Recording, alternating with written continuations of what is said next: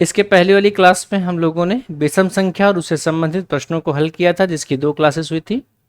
इस क्लास में हम सम संख्या और उससे संबंधित प्रश्नों को पढ़ेंगे, लेकिन उसके पहले सम संख्या का बेसिक क्या है वो बात हम जानेंगे। इनका क्लासिफिकेशन कैसे होता है उन सब के बारे में इस क्लास में हम बात करेंगे और फिर कुछ क्वेश्चंस को डिस्कस करेंगे। इसकी 2 क्लासेस होंगी, एक ये और एक इसके बाद और क्लास आएगी। ठीक है, हम बात करने चल रहे हैं सम संख्या की। तो अगर हम डिस्कस करें कि सम संख्या के बारे में, तो हम सब जानते हैं सम संख्या को अंग्रेजी में क्या कहते हैं, इवन नंबर। Even number. अब इनकी शुरुआत कहाँ से होती है, तो 2 से होती है। 4, 6, 8, 10 इस प्रकार से आगे तक ये चलता जाएगा, अनंत तक चलेगा। यहाँ पर अगर हम इसके फीचर्स की बात करें कि इसके फीचर्स क्या क्या हैं, यानी इनसे संबंधित जो महत्वपूर्ण बातें हैं उनमें अगर हम बात करें, तो सबसे पहली बात हम लिखेंगे कि इनकी शुरुआत जो है वो शुरुआत कहाँ से होती है, 2 से होती है। इस वजह से आप कह सकते हो कि सबसे छोटी संख्या, सबसे छोटी सम संख्या कौन है, सबसे छोटी सम संख्या कौन होगी, तो 2 होगी। ये तो हमने सामने से देख लिया। इसके बाद अगर हम देखें तो एक सम संख्या दी गई, इसके बाद वाली, फिर बाद वाली, फिर बाद वाली, लगातार अगर सम संख्याएं लिखी हुई तो इनमें 2-2 का अंतर आपको देखने को मिल रहा है। जब इनमें 2-2 का अंतर देखने को मिल रहा है तो हम ये कह सकते हैं कि इनमें समान अंतर होता है। तो इस फॉर्म में हम अगर कहें तो हम ये कहें कि ये संख्याएं कैसी होती हैं, समानांतर होती हैं। अंग्रेजी में बात करें तो इन्हें कंसेक्यूटिव कहते हैं। समानांतर होती हैं, और समानांतर होती है तो अंतर कितने कितने का होता है, 2-2 का अंतर होता है। 2-2 का अंतर होता है। इसका मतलब ये हुआ कि अगर कोई सम संख्या दी गई है, समझना जरा ध्यान से, अगर कोई सम संख्या दी गई है और इसके बाद की अगर आपसे संख्या पूछे तो बाद के लिए क्या करेंगे, 2 हम जोड़ देंगे, पहले के लिए क्या करेंगे, हम 2 घटा देंगे। इस बात को आपका ध्यान होना चाहिए। इसके बाद एक बात और ध्यान रखना कि जब यहाँ पर बात करता है कि लगातार संख्याओं के बारे में, लगातार सम संख्या की अगर हमसे बात करें तो पहली सम संख्या हम मानते क्या है कि पहली संख्या क्या है, सम वाली x है। तो बच्चा दूसरी सम संख्या क्या होगी, तो हमने आपको अभी बताया है कि अगर एक सम संख्या दी हो तो अगली सम संख्या निकालने के लिए हम क्या करते हैं, 2 जोड़ देते हैं। अगर तीसरी सम संख्या पूछेगा तो फिर 2 जोड़ेंगे, 2 तो पहले है, 2 जोड़ देंगे, 4 हो जाएगा। अगर चौथी सम संख्या निकालेगा तो 4 है ही है, इसमें फिर 2 जोड़ेंगे तो 6 हो जाएगा। इस प्रकार से आप ध्यान रखिएगा। ठीक है, 2-2 जुड़ता हुआ चलेगा और आगे बन जाएगा। यह सम संख्या का सिस्टम होता है। अगर मैं आपको याद दिलाऊं तो विषम संख्या में भी हमने इन्हीं बातों की बात की थी, वहां गलती से x+8 लिख गया था, तो आप थोड़ा सा मैनेज कर लीजिएगा। तो यहाँ पर अगर हम देखें कि अंतर के हिसाब से तो सम संख्या और विषम संख्या दोनों एक जैसी होती हैं, जो आपको यहाँ पर दिख रहा है। इनका काम लगेगा। अब हमें इनसे संबंधित क्वेश्चन को करना है, लेकिन एक बात ध्यान रखना कि जो सम संख्या यहाँ पर दी गई है, हम कैसे जाने कि संख्या सम है, तो वह संख्या ध्यान रखना, वह संख्या हमेशा किससे कटेगी, वह संख्या हमेशा 2 से कटेगी। किससे कटेगी, 2 से। संख्या हमेशा 2 से कटेगी तो वह संख्या कैसी हो जाएगी, वह संख्या सम हो जाएगी। और ध्यान रखना यहाँ पे कि 2 से कटने वाली संख्याएं कौन कौन सी हैं, जिनके अंत में बच्चा, जिनके अंत में क्या हो, 0 हो, 2, 4, 6, 8 हो, 0 हो, 2, 4, 6, 8 हो, तो यह संख्या क्या होंगी, 2 से कटेंगी। संख्या चाहे जितनी बड़ी हो, इससे मैटर नहीं करता है, बस ये ध्यान रखना कि संख्या के लास्ट में 0, 2, 4, 6, 8 होना चाहिए। तो इतनी बात हमको समझ में आ चुकी है। अब हमें थोड़ा इनसे संबंधित प्रश्न करना है, लेकिन इसके पहले आप जानते हो कि अगर संख्याएं लगातार के फॉर्म में लिखी, जैसे 1, 2, 3, 4, 5, 6, 7, 8, 9, 10 ऐसे अगर आपको लिखा हुआ आगे दिख रहा है, तो एक बात देखेंगे कि यहाँ पर एक संख्या के बाद सम है, फिर एक के बाद है, फिर एक के बाद है, और यहाँ पर एक संख्या के बाद विषम है। इससे तात्पर्य यह हो रहा है कि प्रत्येक सम संख्या अपने साथ एक विषम संख्या रखती है, जब वहाँ पर लगातार संख्याएं होती हैं तब। संभवतः इतनी बात समझ में आ गई।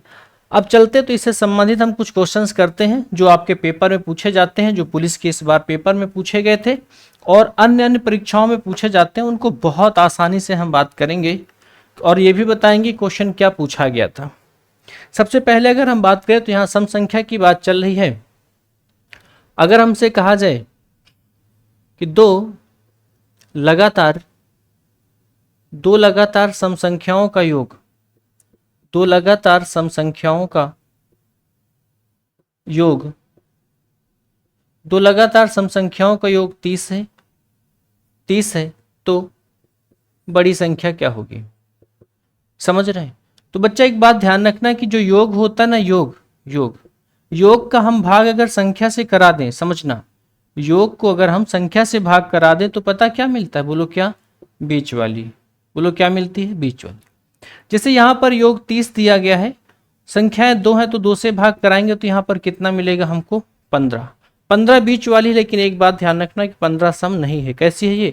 विषम है, इसलिए इसके बाद एक सम होगी, इसके बाद एक सम होगी। इस 15 के बाद 16 आता है, इसके पहले 14 आता है। यहाँ पर दो संख्या 14 और 16 आ गई, जिनका योग कितना है? 30 है। इनमें से बीच वाली ये है, बड़ी संख्या 16, छोटी संख्या 14 है। समझ आ गया आपको? बहुत बढ़िया। जहां पर यहाँ दो संख्याएं लिखी हैं, यहाँ पर हम 3 संख्याएं लिख देते हैं। और जैसे आपसे कहा जाए कि 3 लगातार सम संख्याओं का योग, 3 लगातार सम संख्याओं का योग 66 है, तो आप क्या करेंगे? इसको 3 से डिवाइड करेंगे, कितना आएगा? 22। और 22 जो है ये बीच वाली संख्या आ जाएगी, ये आप जानते हो। 3 में से और 22 भी एक सम संख्या, ये भी पता है आपको। तो इसके बाद अगली संख्या क्या आएगी? 24। पिछली संख्या क्या आएगी? 20। यहाँ पर सबसे बड़ी पूछे तो 24 हो जाएगी, सबसे छोटी पूछे तो 20 हो जाएगी, और बीच वाली संख्या क्या हो जाएगी? 22 हो जाएगी। मालूम है इस बार पुलिस के पेपर में क्या पूछा गया था? पूछा गया था कि लगातार 3 सम संख्याओं का योग 78 है, तो पूछा गया था दूसरी सबसे बड़ी क्या होगी। अब इसको हम क्या करेंगे? 3 से भाग करेंगे तो कितना आएगा? 3 दूना 6, 3 छंग 18, 26 आ जाएगा ना। सम संख्या है तो इसके बाद 28 आएगा, इसके पहले 24 आएगा। सबसे बड़ी ये है, और दूसरी सबसे बड़ी अगर पूछा जाए तो कौन सी हो जाएगी? 26 हो जाएगी। आप समझ पाए ना? और अच्छे विद्यार्थियों ने इस क्वेश्चन को गलत किया था। यहाँ पर पूछा गया था कि बताइए 3 लगातार सम संख्याओं के 78 है, तो बताइए दूसरी सबसे बड़ी क्या होगी, यानी कि वो बीच वाली ही पूछ रहा है। समझ में आया? अब आप गलती नहीं करिएगा, ऐसे प्रश्नों में बड़ी सहूलियत बरतनी पड़ती है। हम चलते थोड़ा सा आगे। अभी तक हमने बात किया कि 3 संख्याओं में ऐसा हो जाता है तो क्या होगा। अब अगर हम 4 संख्याओं की बात करें कि 4 संख्याओं का 4 सम है, हम सम की बात कर रहे हैं इसलिए बार बार सम नहीं लिख रहे हैं। 4 संख्याओं का योग अगर हमसे कह दिया जाए कि भाई 100 है, सम संख्या है ना 4, इनका योग 100 है, तो आप 4 से भाग कराओ, कितना आएगा बच्चा? 25 आएगा। ये बीच वाली आ जाएगी, लेकिन क्या 25 सम है? नहीं, विषम है। तो क्या हुआ? इसके बाद कौन सी आएगी? 26। इसके बाद कौन सी आएगी? 28। इसके पहले कौन सी आएगी? 24। इसके पहले कौन सी आएगी? 22। तो सबसे बड़ी 28 हो जाएगी, सबसे छोटी 22 हो जाएगी, दूसरी सबसे बड़ी 26 हो जाएगी, और दूसरी सबसे छोटी 24 हो जाएगी। एक चीज यहाँ पर पूछता है, एक और, जिसमें आपको सवाल लगाने की आवश्यकता नहीं है। जैसे अगर हम याद दिलाएं तो जब 2 संख्याएं थी तो वहां पर कितना आया था? वहां पर बोला गया था योग 30 है, तो हमने निकाला था 15, इसके पहले 14, इसके बाद क्या बताइए? 16। हमसे बोलता है सबसे छोटी और सबसे बड़ी के बीच अंतर क्या होगा, समझो।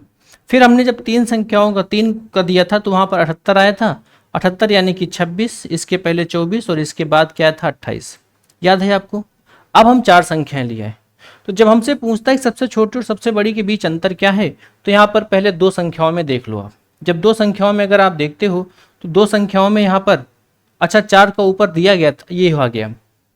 2 संख्याओं का देखें तो यहाँ पर 14 और 16 के बीच अंतर कितने का है? 2 का है। 24 और 28 के बीच अंतर कितने का है? 4 का है। यहाँ पर आप देखो तो 22 28 के बीच का अंतर कितना है? 6 का है। यानी कहने का मतलब कि जितनी संख्याएं यहाँ पर बोली जाएंगी, सबसे छोटी और सबसे बड़ी के बीच अगर आपसे अंतर पूछा जाएगा तो जितनी संख्याएं उनका दोगुना कर दो, दोगुना में से 2 घटा दो। यही बात हमने आपको विषम में भी बताया था, याद है? नहीं याद है? इसके पहले वाली क्लास पढ़ो, विषम संख्याओं में आपका एकदम क्लियर हो जाएगा। तो यहाँ पर आपको बात समझ में आ गई। संख्याएं 2 है तो 2 का दोगुना करो, 4 में से 2 घटा दो, 2 आएगा। संख्याएं 3 है तो 3 का दोगुना 6 करो, 6 में से 2 घटा दो, कितना आएगा अंतर? 4 आएगा। संख्याएं अगर 4 है तो 4 का दोगुना करो, 8 आएगा, 8 में से 2 घटा दो, 6 आ जाएगा। अंतर से संबंधित हम अलग से क्वेश्चन नहीं कराएंगे, ये बात आप ध्यान रखिएगा। अब यहाँ पर 4 संख्याओं तक हम बात कर चुके हैं। अगर हम बात करें कि 5 संख्याएं, 5 सम संख्याएं हैं और इनका योग अगर आपसे कह दे, 5 सम संख्याएं हैं और इनका योग अगर आपसे कहे कि 260 है, ठीक है। अब यहाँ पर क्या करोगे? इसको 5 से डिवाइड करोगे, तो 5 से डिवाइड करोगे, 5 पंचे 25, 1 बच गया, 10 बन गया, 5 के दोगुना 10। संख्या 5 है वो भी सम है, इसलिए यहाँ पर क्या करोगे? बीच वाली संख्या आपने क्या निकाल लिया? 52। यह एक सम संख्या है, इसलिए चूंकि संख्या जब 5 है तो 5 में से 1 आएगी संख्या ऐसी जो क्या होगी? सम होगी। और जब संख्याएं 4 बोलेगा तो बीच वाली संख्या हमेशा विषम आएगी। यही बात हमने आपको विषम में भी बताया था, याद हो तो कमेंट करके बताओ कि हाँ सर, हाँ मुझे याद है। 52 के बाद अगली संख्या आएगी 54, अगली आएगी क्या 56, इसके पहले आएगा क्या 50, इसके पहले आएगा 48। हमारे पास 5 सम संख्याएं मिल चुकी हैं, 5 सम संख्याएं हमारे पास मिल चुकी हैं। सबसे छोटी 48 है, सबसे बड़ी 56 है, दूसरी सबसे बड़ी 54 है, दूसरी सबसे बड़ी छोटी 50 है, तीसरी सबसे बड़ी 52 है, और तीसरी सबसे छोटी कौन है, वो भी कितनी है 52 है। आपसे अंतर पूछे, संख्याएं 5 हैं, 5 के दोगुना करो, 10 में से 2 घटा दो, 8 अंतर आ रहा है कि नहीं आ रहा, 48 और 56, 48 8 कितना होता है 56। इसी तरह से आप 6 संख्याओं का निकाल सकते हैं। जब 6 संख्याओं का बोला जाएगा तो एक बात ध्यान रखना कि वहां पर जो बीच वाली संख्या आएगी वो विषम आएगी। निकाल के आप एक हमें बताइएगा जरूर। 7 में भी यही लगेगा, 8 में भी यही लगेगा, मतलब जो ढर्रा बन चुका है ना, इसी पर काम करना है आपको। अब हम बात कर लें कि संख्याओं का योग। अभी तो यहाँ पर योग दिया गया था, हमसे पूछे कि योग हम निकालें कैसे। तो बच्चा ध्यान रखना, विषम संख्याओं का योग क्या होता है। विषम होंगे, विषम नहीं, सम संख्याओं का, यानी लगातार सम संख्याएं होंगी, लगातार सम का योग। ये हमसे पूछता है, इसके लिए एक छोटा सा फार्मूला है, आप याद कर लो, n इंटू एन प्लस 1। बस जब यहाँ पर सम की जगह अगर केवल क्या आ जाए, विषम आ जाए, तो हमने आपको बताया था विषम में क्या होता है n स्क्वायर। लेकिन ये ध्यान रखना, जब प्रथम से चलता है तब लगता है। इसको मिटा रहा हूं मैं, एक दो क्वेश्चन हम आपको कराते हैं। जैसे एक उदाहरण समझो, सम संख्याएं, हमने एक सम संख्या लिख लिया 2 4 और कितना 6, इनको हमने योग किया, 6 4 10 2 कितना हुआ 12। बहुत बढ़िया, 3 संख्याएं 12 हो गया, वेरी गुड। अगर 2 संख्याएं हो कि 2 और 4 तो कितना आएगा बच्चा 6 आएगा, वेरी गुड। आगे देखो जरा, आगे अगर हम लिखें 2 4 6 और 8, हमने 4 संख्याएं लिख दिया, तो यहाँ पर योग करो, 8 से 14 4 18 तो कितना हो गया 20, वेरी गुड। अब अगर लिखा हो 2 4 6 8 10, 8 और कितना 10, यहाँ तक लिखा हो, तो अब क्या होगा, यहाँ तक तो 20 होता तो यहाँ 30 हो जाएगा। हम कहाँ तक ऐसे पढ़ पाएंगे भाई।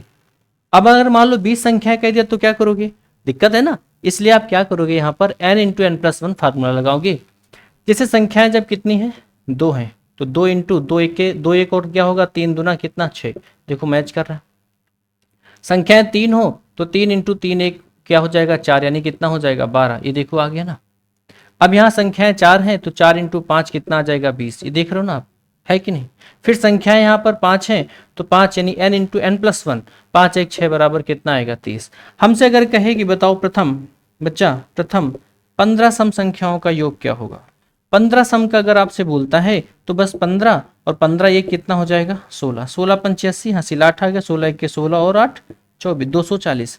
ऐसे आपको लगाना है, इस प्रकार से योग है। हम आपको एक क्वेश्चन दे रहे हैं, यहाँ प्रथम 15 लिखा है, वहां हमने कर दिया प्रथम 26 और प्रथम 26 कर दिया, प्रथम 38 कर दिया। ये आपको लगा करके कमेंट बॉक्स में अपना आंसर ड्रॉप करना है। इंतजार करिए इसकी बाद वाली क्लास का। ये क्लास कैसी रही, क्या सीखा, जरूर बताइएगा। Thank you.